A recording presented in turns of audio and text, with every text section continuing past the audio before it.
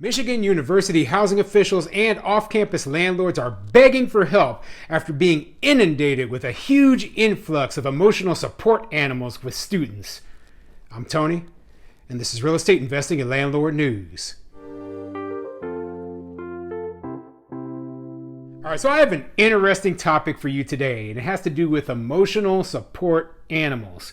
Now, it's gotten to the point now where it's just absolutely ridiculous. Anyone can go online and then have any animal they wanted certified as an emotional support animal. And due to the law, the Americans with Disabilities Act, there is no difference between an emotional support animal that some online, certificate that says, oh, this is my emotional support peacock, that you got from some online certificate. There's no difference between that and between seeing eye dog for a blind person. That is stupid, okay? And the problem now has hit college campuses as a whole bunch of students suddenly have pets in the dorm rooms and in off-campus housing that your private landlords are owning. And they're saying this has gone too far. We have to somehow come up with a solution to this problem, right? And the solution they have, because they say, well, we can't discriminate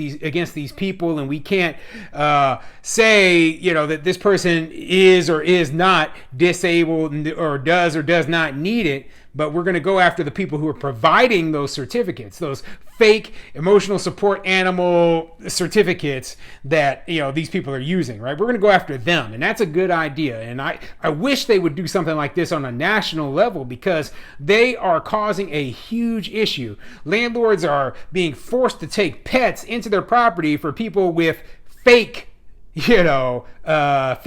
mental illness or fake needs. And that's BS. It's garbage, okay? These animals are just pets, and they're tearing up our properties, and these people, they don't deserve to have them. And I know I'm going to read in the comments from some tenant, well, I needed my emotional support. Like, listen, you are the minority. You need to understand that, okay? The grand majority of people with these emotional support animals do not need them. They're just looking for special privileges so they can walk their pet around. Oh man, it's frustrating when I read about this stuff because it just angers me. So before I get into the article, go ahead, hit the like and subscribe button. Maybe leave a comment down below. Let me know what you think, okay? What do you think of these emotional support animals, okay? Do you believe that the majority of people who have them actually need them, or do you believe that they are fakes and they are just trying to find some way to get their pets someplace where they normally would not be allowed?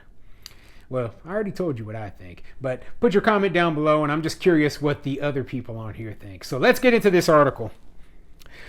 This article is coming from DetroitNews.com, and it says, influx of emotional support animals prompts Michigan legislation.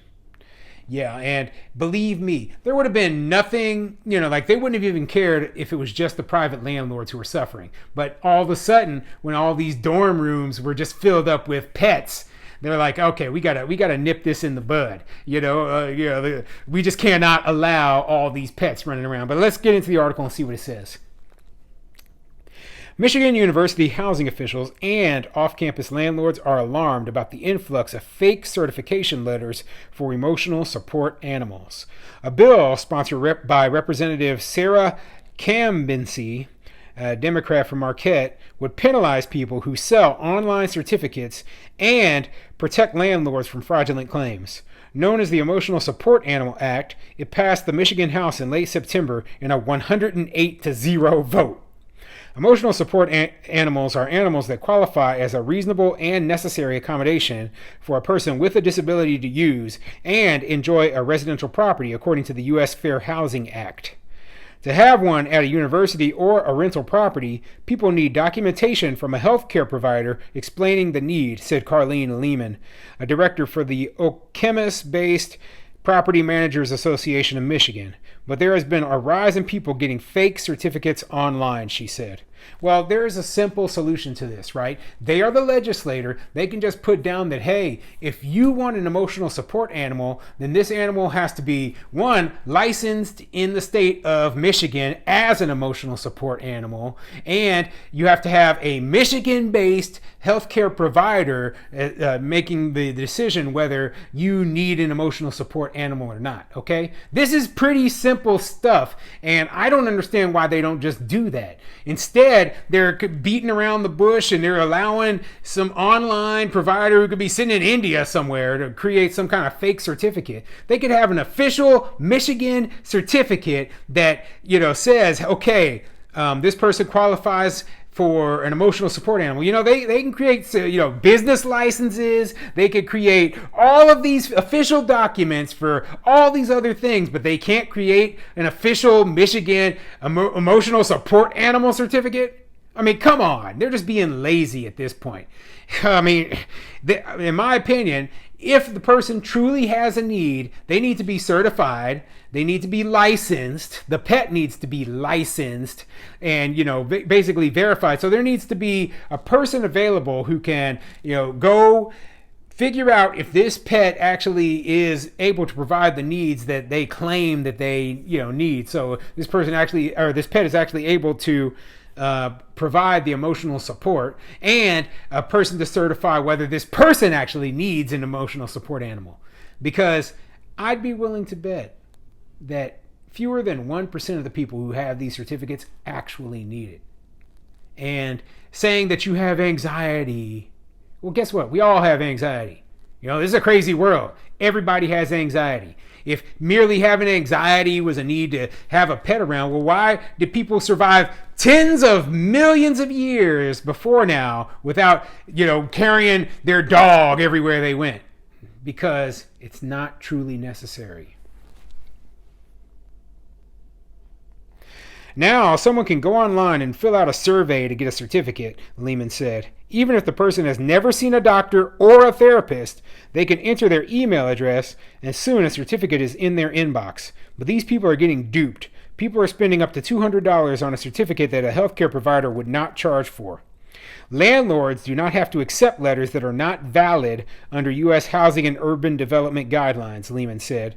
But it's a fine line between questioning the validity of someone's verification and people feeling like you are questioning their disability, she said.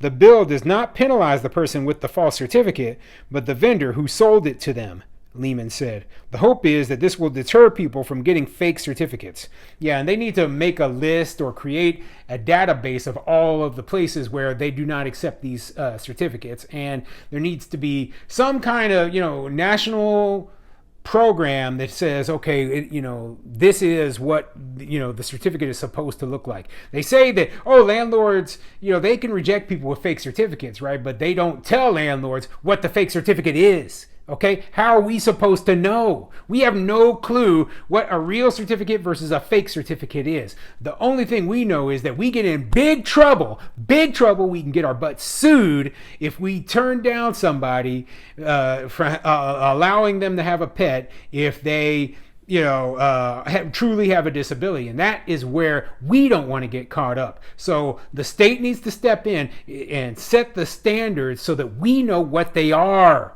Why is this so difficult? Okay. And what a lot of landlords do, and this is what, I would suggest, is don't even question it. Okay. Don't even question it. Take the L, let the person in with their little silly pet, right? But if, or if they come up to you and they've got the certificate and you think it's questionable, right? Well, maybe there's a better qualified tenant for your unit. Okay. One who doesn't have emotional support animal. I don't know. Maybe not. But there's other ways to not rent to a tenant who you don't want in your unit.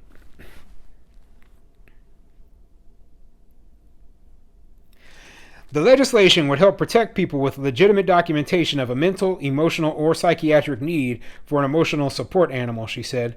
I believe emotional support animals are a valid form of therapy, Lehman said. According to Lehman, landlords cannot charge for an emotional support animal.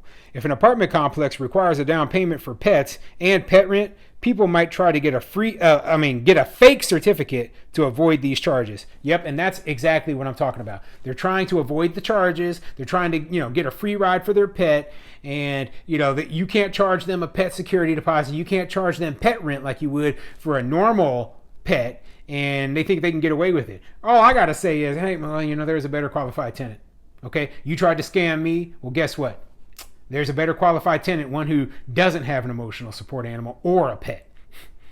So yeah, this is quite the interesting story. I haven't really brought this topic up much. So, it's different than a lot of the other videos I make, but I think this does pertain a lot to, landlords and the business that we're running.